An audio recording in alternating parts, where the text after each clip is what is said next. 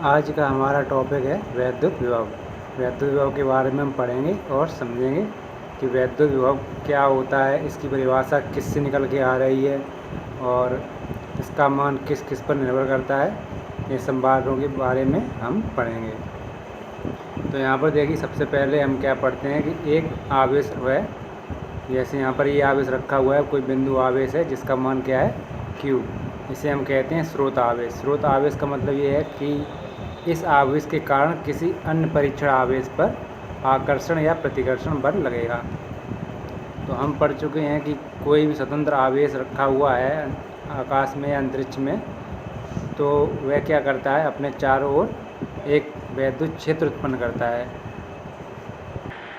तो कोई भी स्वतंत्र आवेश है, जैसे यहाँ पर ये Q स्वतंत्र आवेश है, ये क्या है, अपना प्रभाव दिखाएगा, अपनी उपस्थिति दिखाएगा। किस प्रकार से कि ये अपने चारों ओर एक वैद्युत क्षेत्र उत्पन्न करेगा। जैसे ये गॉसियन पृष्ठ का निर्माण हमने यहाँ पर किया है। गॉसियन पृष्ठ पर क्या होता है कि जो आवेश है, मूल आवेश, जो स्रोत वैद्युत क्षेत्र उत्पन्न करेगा, वो कैसा होगा, लंबवत बाहर की ओर और इस पर एक समान रूप से वितरित होगा। तो यहाँ पर ये वैद्युत क्षेत्र की दिशा दी हुई है। तो ये क्या है, धन आवेश के कारण वैद्युत क्षेत्र कैसा होता है, बाहर की ओर। तो Q आवेश के कारण ये वैद्युत क्षेत्र दिखाया हुआ है। यानी कोई स्वतंत्र आवेश अपने चारों ओर वैद्युत क्षेत्र उत्पन्न करता है। जब वह वैद्युत क्षेत्र उत्पन्न करेगा, तो हमने वैद्युत क्षेत्र की परिभाषा पढ़ी थी कि कोई भी आवेश अगर वैद्युत क्षेत्र में रखा हुआ है तो उस पर एक बल कार्य करता है, जिसका मान क्या होता है, F=QE। तो उसका मान हो जाता है F=QE। Q क्या है, यहाँ पर जो आवेश रखा हुआ है, जैसे यहाँ पर हमने परीक्षण आवेश रखा हुआ है Q0, तो ये Q0 है। तो किसी वैद्युत क्षेत्र में अगर कोई आवेश रखा हुआ है तो उस पर क्या है, एक बल कार्य करता है। ये बल कैसा होता है, हम विद्युत में पढ़ रहे हैं तो ये कैसा वैद्युत बल है। ये किसके कारण लग रहा है, इस स्रोत आवेश कारण, क्योंकि जो क्षेत्र है इसके द्वारा उत्पन्न हो रहा है। और अगर यहाँ पर कोई वैद्युत क्षेत्र है, उसमें Q0 आवेश रखा हुआ है, तो उस पर बल कितना लगेगा, F=Q0E। अब कूलाम के नियम में हम पढ़ चुके हैं, जो बल हमारा लग रहा है वो किस प्रकार का लगेगा। अगर दोनों आवेश समान प्रकार के हैं तो प्रतिकर्षण बल लगेगा, और विपरीत प्रकार के आवेश हैं तो इनके बीच में बल कैसा होगा, आकर्षण बल। तो यह किस पे निर्भर करता है, इन दोनों आवेशों की प्रकृति पर। यहाँ पर हमने धन लिया हुआ, परीक्षण आवेश हमारा धन है, तो इनके बीच में क्या है, प्रतिकर्षण बल लगेगा। और बल की दिशा कैसी होगी, क्षेत्र की दिशा में, बाहर की ओर। यहाँ पर यदि परीक्षण आवेश पर बल लग रहा है, यानी किसी वस्तु पर बल लग रहा है, अगर वो वस्तु विस्थापित भी हो जाए उसी दिशा में, तो क्या होता है, वहाँ पर कार्य हो जाता है। तो जब यहाँ पर कार्य हो रहा है, ये W, जिसे हम W से प्रदर्शित करेंगे, तो हम देखेंगे कि यहाँ पर एक नई राशि हमें ज्ञात होगी, जिसका नाम हम देंगे विभव।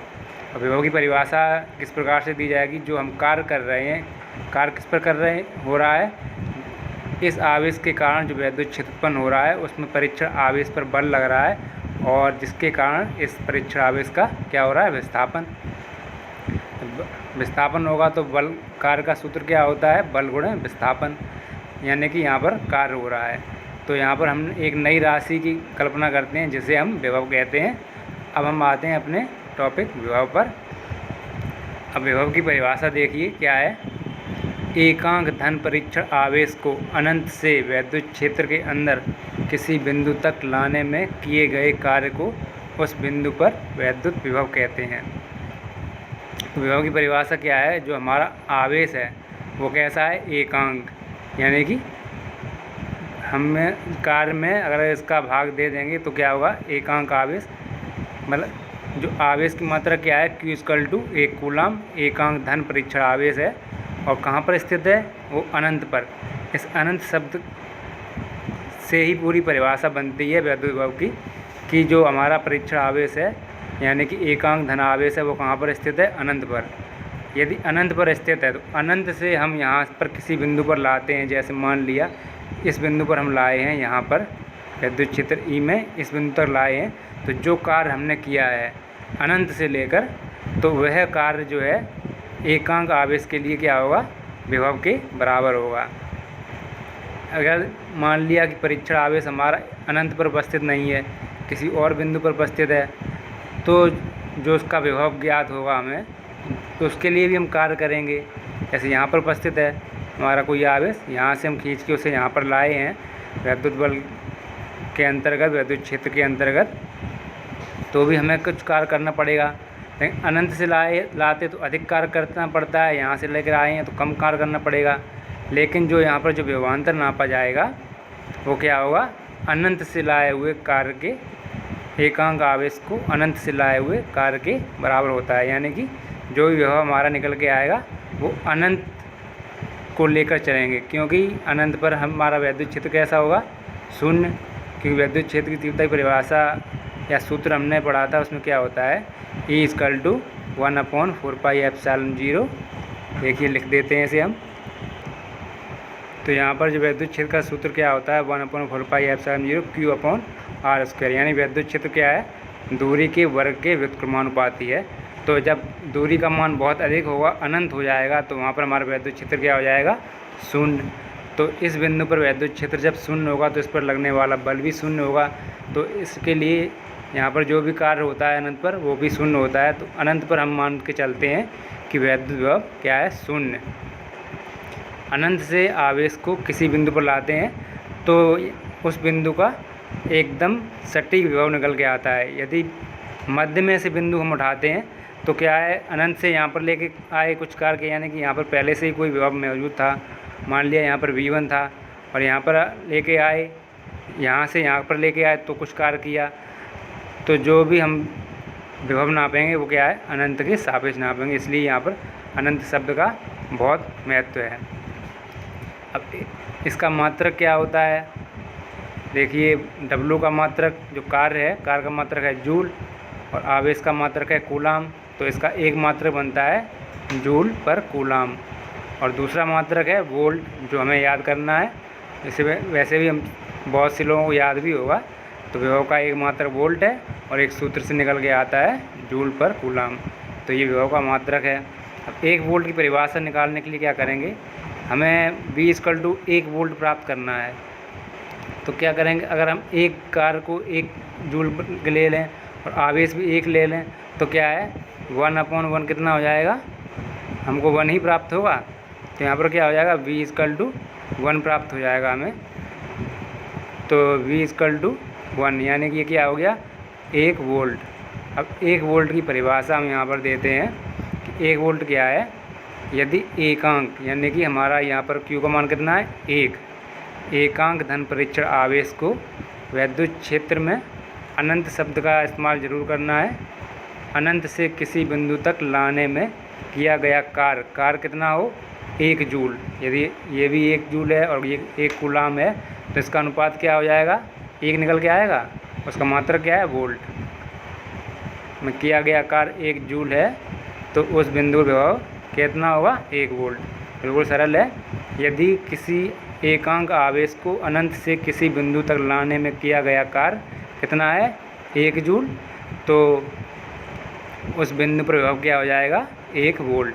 इस सूत्र से इसकी आसानी से परिभाषा निकल के आएगी। बस इसे जो है इसके बराबर 1 रखना है, इसके बराबर 1 रखना है, और इसे शब्दों में इस प्रकार से लिख देना है। तो हमारा क्या है, 1 वोल्ट की परिभाषा निकल कर आ जाएगी। यहाँ पर चित्र में देखिए, यहाँ पर हमने लिखा है V1 और यहाँ पर V2, यानी कि इस बिंदु पर विभव V1 है, इस बिंदु विभव V2 है। तो ये कैसे मान निर्धारित किए जाते हैं कि अगर हम एकांक आवेश को अनंत से इस बिंदु तक लाते हैं तो उसमें किया गया कार्य इसके विभवांतर के बराबर होगा। तो ये कितना हो गया, V1। और यदि अनंत से हम इसे यहाँ से यहाँ पर लेके आते हैं एकांक आवेश को, तो किया गया कार्य उसके विभवांतर के बराबर होगा। तो ये क्या है, V2। अब इन दोनों के बिंदुओं के बीच जो विभव है V2 और V1, इनका अंतर क्या हो जाएगा, उसे क्या कहेंगे, विभवांतर। तो विभवांतर क्या हो गया, 2 बिंदुओं पर विभवों का अंतर। तो ये है हमारा विभवांतर। अब देखिए, मान लिया पहले से ही हमारा आवेश यहाँ पर उपस्थित था, Q0 यहाँ पर उपस्थित था, तो अब यहाँ से हम यहाँ पर लेके आ रहे हैं, तो ये इसके बीच में जो हम कार्य कर रहे हैं, मान लिया W' है, जैसे हम इसके बीच में कार्य कर रहे हैं W', तो इन दोनों बिंदु बीच विभवांतर क्या निकल के आएगा कि V2। तो यहाँ पर देखिए विभवांतर क्या निकल के आ रहा है, V2 minus V1 equal to W dash, यानी इन दो बिंदुओं के बीच जो कार्य कर रहे हैं वो जब W डैश लेके चले हैं तो इनके बीच विभवांतर क्या होगा, सिर्फ इन कार्य के बराबर होगा, ना कि अनंत से। या फिर इसे हम इस प्रकार से भी ले सकते हैं कि यहाँ से यहाँ तक हमने जो लाने में कार्य किया है क्या है W2, और इस आवेश को यहाँ से यहाँ पर लाने में बीच में कार्य किया है W1। तो इन दोनों के बीच का अंतर क्या होगा, इन दो बिंदुओं के बीच का विभवांतर। तो ये हमारा सूत्र इस प्रकार से निकल के आएगा, V2 minus V1 equal to W dash upon Q dash, इन दो बिंदुओं के बीच किया गया कार्य। जब हम विभव को अनंत से नापते हैं तो विभव क्या कहलाता है, परम विभव। जब हम विभव को अनंत से नापते हैं, यहाँ से लेकर कार्य को यहाँ पर नाप रहे हैं इसके सापेक्ष, तो क्या है, ये हमारा परम विभव कहलाएगा। और यदि किसी मध्य बिंदु जैसे यहाँ से यहाँ के बीच का नाप रहे हैं तो वो क्या कहलाता है, विभवांतर। या V2 माइनस V1, तो यहाँ से लेके इसके बीच का विभव का अंतर है वो बोला जाएगा विभवांतर। यदि अनंत से लेकर आ रहे हैं तो क्या है, परम विभव। यहाँ पर जो V2 है वही परम विभव है और V1 भी परम विभव है। यदि विभवांतर को अनंत से नापा जा रहा है तो वो क्या कहलाता है, परम विभव। परम विभव क्या है हमारा, अनंत के सापेक्ष, यानी अनंत पर क्या है, विभव शून्य होता है। और यदि किन्हीं दो बिंदुओं के बीच लेकर चलते हैं तो क्या होता है कि ये विभवांतर कहलाता है, क्योंकि वास्तव में दो बिंदुओं के बीच का ही हम विभवांतर हमेशा निकालते हैं। क्योंकि अनंत पर हर बार व्यवहारिक रूप से आवेश को नहीं ले जाया जा सकता, कोई भी धारा बह रही है किन्हीं तारों में तो हम हमेशा उनके बीच का विभवांतर ही नापते हैं, उनका परम विभव नहीं नाप पाते हैं। वैद्युत विभव को अगर हम और समझना चाहें तो देखिए, जब हम इसे सूत्र को जब आगे पढ़ेंगे जाकर तो हमें ये वाला फार्मूला मिलेगा, V equal to 1/4πε0 Q upon R। तो यहाँ पर देखिए इस चित्र में हमारा ये आवेश, मूल आवेश है Q और ये है R, और 1/4πε0 ये क्या है, नियतांक, ये कांस्टेंट वैल्यू है। तो हमारा जो विभव है वो किस पर निर्भर कर रहा है, सिर्फ आवेश और आवेश से दूरी के व्युत्क्रमानुपाती। यानी कि जितना इस आवेश से हम दूर बढ़ते जाएंगे उतना ही विभव कम होता जाएगा। और अगर हम धीरे धीरे अनंत पर पहुंच रहे हैं तो विभव कितना हो जाएगा हमारा, शून्य। जैसे विद्युत क्षेत्र भी अनंत पर शून्य हो जाता है तो विभव भी हमारा अनंत पर शून्य हो जाता है। तो इसके सहायता से इसके केंद्र से R दूरी पर, यहाँ पर R का इस्तेमाल किया गया। R क्या है, यहाँ पर त्रिज्या के रूप में इस्तेमाल की गई, त्रिज्य वेक्टर के रूप में। यानी कि जो R है वो सिर्फ इसकी त्रिज्य दिशा में ही इसका मान लिया जाएगा। यानी कि ये इसका सीधा सीधा विस्थापन होता है मूल स्रोत से किसी अन्य आवेश के लिए क्या है, सीधा सीधा विस्थापन। यानी कि ये दूरी पर निर्भर नहीं करता है, यह सदिश दूरी पर निर्भर करता है। यानी कि यदि हम Q0 आवेश को सीधे इस मार्ग से होते हुए यहाँ पर लेके आएँ तो भी हमको, जैसे हमने यहाँ पर W2 मान लिया था, अगर यहाँ से हम सीधे यहाँ पर लेके आते हैं तो हमको कितना कार्य करना पड़ेगा, W2, और यहाँ पर अनंत से यहाँ पर लेके आते हैं तो W1। यदि हम इस आवेश को सीधा ना लेकर आएँ, इस यहाँ पर R पर अगर गौर करें, क्योंकि R क्या है, ये त्रिज्या के रूप में ली हुई है, त्रिज्य सदिश के रूप में। तो यहाँ पर यदि इस आवेश को हम इस प्रकार से घुमाकर, चारों दिशाओं में इस प्रकार से घुमाकर कैसे भी लेकर अगर हम यहाँ पर पहुँचते हैं तो जो हमने कार्य किया है वो हमारा कार्य कितना होगा, W2 ही होगा। क्योंकि ये सिर्फ त्रिज्य सदिश पर निर्भर करता है, विस्थापन पर निर्भर करता है, सदिश दूरी पर, लेकिन अदिश दूरी पर निर्भर नहीं करता। यानी कि ये दूरी पर निर्भर नहीं करता है, सिर्फ मूल आवेश से अन्य आवेश जो हमारा परीक्षण आवेश है उसके बीच की सदिश दूरी पर निर्भर करता है। इस आवेश को हम कैसे घुमा कर लेकर आएँ किसी भी बिंदु पर, तो हम अगर सीधा लेके आते हैं तो भी W2 कार्य होगा यहाँ पर, और यदि इसे घुमा कर लेके आते हैं तो भी W2 कार्य होगा। कैसे भी लेकर आते हैं, यानी कि जो हमारा विभव है वो कैसा है, अदिश है ये, और ये कैसा है, इसके आवेश पर निर्भर करता है और दूरी के व्युत्क्रमानुपाती होता है। अब विभव जो राशि है हमारी वो कैसी राशि है, अदिश राशि है। ये दिशा पर निर्भर नहीं करती, यह इसका सिर्फ मान होता है। इस बिंदु पर विभव का मान V2 है, यहाँ पर V1 है, लेकिन इसकी कोई दिशा नहीं होती है। क्यों, क्योंकि यहाँ पर देखिए जो हमारा W है ये कार्य है, ये कैसी राशि है, अदिश राशि है, और आवेश है ये भी अदिश राशि है। तो इन दोनों के अनुपात से जो हमें राशि प्राप्त हो रही है विभव, वो भी कैसी राशि होगी, अदिश राशि। तो विभव जो है वो हमारी कैसी है, अदिश राशि है। इस प्रकार विभव कैसी राशि हो गई, अदिश राशि, यानी कि इसकी दिशा निर्भर नहीं करती, इसकी कोई दिशा नहीं होती है, इसका सिर्फ मान होता है। अब विभव देखिए किस पर निर्भर कर रहा है, हमारे आवेश Q पर, जो कि निश्चित है, बिंदु के रूप में है, और किस पर, R पर, यानी कि R दूरी पर प्रत्येक स्थान पर विभव का मान कैसा होगा, समान। जैसे यहाँ पर हमने गॉसियन पृष्ठ खींचा था R दूरी पर, यहाँ पर क्या था, विद्युत क्षेत्र की दिशा लंबवत बाहर की ओर थी और विद्युत क्षेत्र का मान समान था। यहाँ पर E है, यहाँ पर भी E है, बस इसकी दिशाएं परिवर्तित होती हैं। लेकिन विभव में क्या होता है कि यदि हम गॉसियन पृष्ठ की तरह ही सम विभव, यानी कि समान विभव वाला पृष्ठ, जो कैसा होगा, समान दूरी पर होगा, सम विभव पृष्ठ, वह क्या कहलाएगा, सम विभव पृष्ठ। सम विभव पृष्ठ क्या होता है, सम विभव पृष्ठ पर उपस्थित प्रत्येक बिंदु पर विभव का मान समान होता है। क्यों समान होता है, क्योंकि ये दूरी R पर निर्भर करता है। तो इसके लिए सम विभव पृष्ठ का अगर हम आप निर्माण करते हैं तो यहाँ पर ये गॉसियन पृष्ठ है, इसी के समान एक विभव पृष्ठ बन जाएगा। ऐसे हम बनाकर दिखाते हैं। अभी यहाँ पर देखिए ये नीले रंग का हमने बनाया था, ये क्या था, गॉसियन पृष्ठ, और ये हमारा समविभव पृष्ठ, यानी कि ये दोनों का आकार बिल्कुल समान है। यहाँ पर विद्युत क्षेत्र समान होता था, अंतर बस इतना है कि यहाँ पर विद्युत क्षेत्र की वैल्यू गॉसियन पृष्ठ पर समान होती है और यहाँ पर विभव पृष्ठ पर विभव की वैल्यू समान होती है। लेकिन क्या है, गॉसियन पृष्ठ पर विद्युत क्षेत्र की दिशा लंबवत बाहर की ओर होती है और हमारे विभव की कोई दिशा नहीं होती है। तो ये हमारा क्या है, सम विभव पृष्ठ।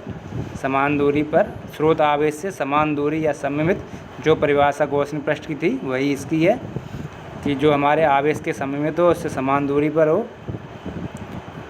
जिस पर विभव का मान समान रहता है और इसकी कोई दिशा नहीं होती है। तो क्या है, यह हमारा समविभव पृष्ठ कहलाता है। विभव कैसी राशि है, अदिश राशि। यहाँ से हमको बिल्कुल स्पष्ट हो गया कि कार्य भी अदिश है, कूलाम भी अदिश है, तो हमारा विभव भी है अदिश राशि। और समविभव पृष्ठ का निर्माण कैसा होगा, ये सिर्फ दूरी पर निर्भर करता है। अभी हम कार्य से लेकर आते थे तब यहाँ पर आगे गणना कर पाते थे। अब इस सूत्र से क्या है, हमें आवेश का मान पता हो और आवेश से किसी अन्य बिंदु पर हमें दूरी पता हो, उसके लिए हमें परीक्षण आवेश की कोई ज़रूरत नहीं है, क्योंकि यहाँ पर देखिए कोई परीक्षण आवेश नहीं लिया गया है। यहाँ पर क्या है, यानी कि जो हमारा विभव है वो एकदम शुद्ध राशि है, जो किसी अन्य चीज़ों पर निर्भर नहीं करती है। सिर्फ किस पर निर्भर कर रही है, मूल आवेश Q पर और उससे R दूरी पर, जहाँ पर भी हमें विभव ज्ञात करना होगा। तो वहाँ पर हम यहाँ इस सूत्र से आसानी से विभव ज्ञात कर लेते हैं। अब देखिए यहाँ पर हमारे दैनिक जीवन में क्या है, विभवांतर का महत्व है, किस प्रकार से है। जैसे ये हमारा कोई धरातल रखा हुआ है, यानी कि धरातल है, धरातल पर यहाँ पर कोई वस्तु उपस्थित है। यदि इसे हम यहाँ से यहाँ पर लेकर जाते हैं तो क्या है, किस प्रकार से गति करेगा, हमेशा वस्तु नीचे की ओर गति करेगा। जैसे कोई वस्तु है वो हमेशा नीचे की ओर गति करेगी गुरुत्वाकर्षण के कारण। और अगर यहाँ पर जल भरा हुआ है, जल का स्तर यहाँ पर ऊंचा है, तो जल को यदि इस पात्र से हम जोड़ते हैं तो जल का प्रवाह कहाँ पर, किस दिशा में हो जाएगा, इस दिशा में आराम से प्रवाह नीचे गए, यानी कि हमेशा जल अपने नीचे की ओर प्रवाहित होता है और कोई वस्तु हमेशा ऊंचाई से नीचे की ओर आती है। यहाँ पर कोई वस्तु है वो हमेशा ऊंचाई से नीचे की ओर आएगी और जल भी हमेशा ऊपर से नीचे की ओर आता है। तो इसी प्रकार से विभवांतर, यानी कि ये वस्तु भी आवेशित है और ये वस्तु भी आवेशित है। आवेश का मान कितना है उससे प्रभाव नहीं पड़ता है, लेकिन किस पर कितना विभव है। मान लिया इस पर विभव V1 है और इस पर विभव V2 है, तो इन दोनों में विभवांतर है, कुछ ना कुछ है, क्योंकि इनके विभव के मान अलग अलग हैं। यदि इनके विभव के मान समान होते तो विभवांतर क्या हो जाता, शून्य, आवेश का प्रवाह नहीं होता। यानी आवेश का जो प्रवाह होता है वो किस कारण से होता है, विभवांतर के कारण। यहाँ मान लिया गया V1 का मान अधिक है V2 से, तो आवेश का प्रवाह कैसा होता है, उच्च विभव से निम्न विभव की ओर। तो यहाँ पर ये उच्च विभव है और ये निम्न विभव है, V1 is greater than V2, तो उच्च विभव से निम्न विभव की ओर हमेशा आवेश का प्रवाह होता है। तो यहाँ पर ये उच्च विभव है, ये निम्न विभव है, तो सीधा लिख देते हैं आवेश का प्रवाह उच्च विभव से निम्न विभव। यहाँ उच्च और निम्न का प्रयोग किया हुआ है, इसका अर्थ क्या है कि यहाँ पर विभवांतर है। ये विभव आवेश का प्रवाह हो रहा है, लेकिन हम जानते हैं आवेश का प्रवाह किसके कारण होता है, इलेक्ट्रॉनों का। और इलेक्ट्रॉनों की दिशा कैसी होती है, हमेशा विद्युत धारा के विपरीत। तो धनावेश इस दिशा में प्रभावित होगा, तो इलेक्ट्रॉन इस दिशा में प्रभावित होंगे। कब? जब यहाँ पर विभव अधिक है और यहाँ पर विभव कम है। अब धातुएं हैं, धातुओं में क्या होता है कि हमेशा जैसे मैं कोई बिजली के तार हैं, तो वहाँ पर अगर हम विद्युत धारा प्रवाहित करते हैं तो हमेशा क्या होता है, इलेक्ट्रॉन का ही प्रवाह होता है। तो यदि कोई इलेक्ट्रॉन के पदों में पूछता है कि यदि एक लाइन पर विभव अधिक है और दूसरी लाइन पर विभव कम है, तो इलेक्ट्रॉनों का प्रवाह किस दिशा में होगा, तो इलेक्ट्रॉन प्रवाह क्या होता है, हमेशा उच्च विभव की दिशा में होता है। और धनावेश का प्रवाह उच्च से निम्न की ओर, यानी कि हमारी जो धारा बहेगी वो किस दिशा में बहेगी, उच्च विभव से निम्न विभव की ओर। और इलेक्ट्रॉन बहेंगे निम्न विभव से उच्च विभव की ओर। ऐसे ही अब यहाँ पर फिर बात आती है विभव का जो हम तल है वो कैसे निर्धारित करेंगे। तो इसके लिए क्या है, हम पृथ्वी को विभव के निर्देश के रूप में, यानी कि एक निश्चित विभव के रूप में हम पृथ्वी का उपयोग करते हैं। तो उसे पढ़ते हैं। अब हम पढ़ते हैं पृथ्वी निर्देश विभव के रूप में, यानी कि पृथ्वी विभव का निर्धारण हम किससे सापेक्ष करेंगे, पृथ्वी के सापेक्ष। क्यों करते हैं, क्योंकि पृथ्वी जैसे ये हमारा एक धरातल बना हुआ है, यहाँ पर यदि हम किसी प्रकार के दो आवेशित वस्तुएं रखते हैं, जैसे कि ये देखिए हमारा पृथ्वी का तल है और यहाँ पर कोई धनावेश है, इस प्रकार से आवेशित है, और ये कोई ऋणावेश है।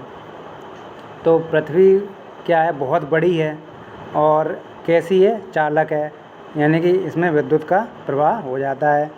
तो यदि किसी बाह्य स्रोत के द्वारा यदि हम पृथ्वी को धन आवेश दें, यानी कि इससे इलेक्ट्रॉन निकालें, तो हम देखते हैं कि पृथ्वी के विभव पर कोई परिवर्तन नहीं होता है। और पृथ्वी का भी एक विभव होता है, वो क्या होता है, हमेशा निश्चित रहता है।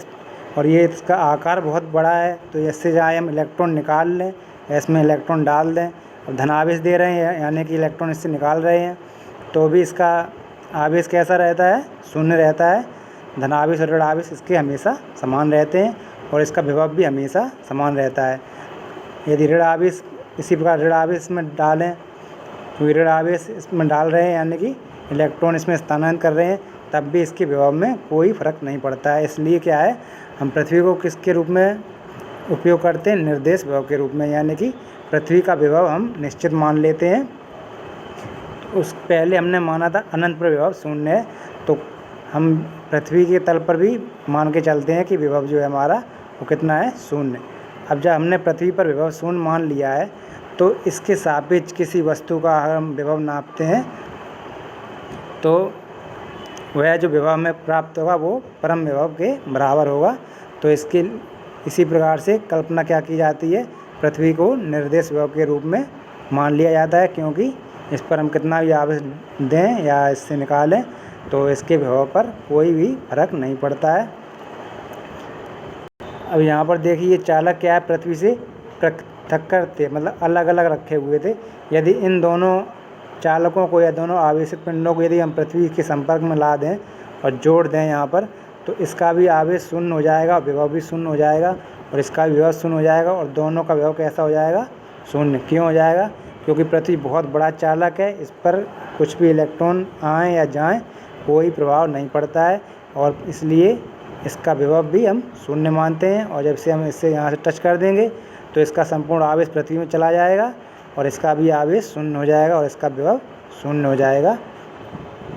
इसलिए पृथ्वी को हम विभव के निर्देश के रूप में लेते हैं, यानी कि जो भी गणनाएँ करते हैं पृथ्वी के विभव के सापेक्ष करते हैं, और पृथ्वी का विभव हम क्या मान के चलते हैं, v=0। पृथ्वी का विभव हम 0 मान के चलते हैं।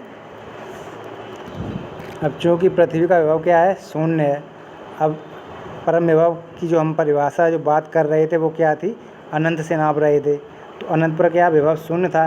यदि हम पृथ्वी के सापेक्ष कोई विभव नापते हैं तो वो भी हमारा परम विभव होगा। तो जो भी विभव है पृथ्वी के सापेक्ष नापेंगे। इसके सापेक्ष कोई वस्तु पर कैसा आवेश है, धनावेश है या ऋणावेश है, तो उस पर कैसा विभव होगा वो सब पृथ्वी के सापेक्ष ही नापते हैं। तो वैद्युत विभव के सारे बिंदु इसमें कवर हो गए हैं, मतलब वैद्युत विभव की आप पूरी परिभाषा समझ चुके हैं।